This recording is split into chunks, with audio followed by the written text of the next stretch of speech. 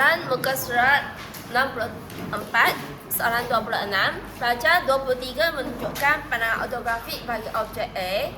Dimensikan pandangan tersebut mengikut sistem pendimensian terjajar. Kalau terjajar maksudnya dia mesti ikut arah sisi. Okey? Jadi untuk soalan ini kita buat pendimensian terlebih dahulu untuk bahagian atas.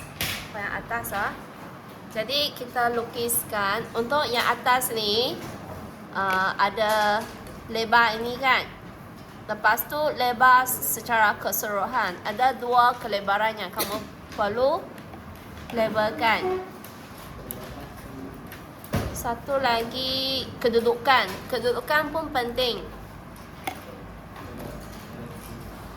Jadi yang pertama kita buatkan dimensi kedudukan, lepas tu lebar, lepas tu barulah yang luas sekali. Jadi kita buatkan garisan tambahan. Kita lukiskan garisan tambahan. Garisan tambahan gunakan garis objek.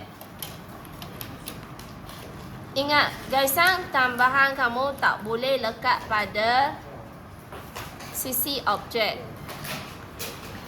Tak boleh lekat pada sisi objek. Mesti ada ruang kelegaan.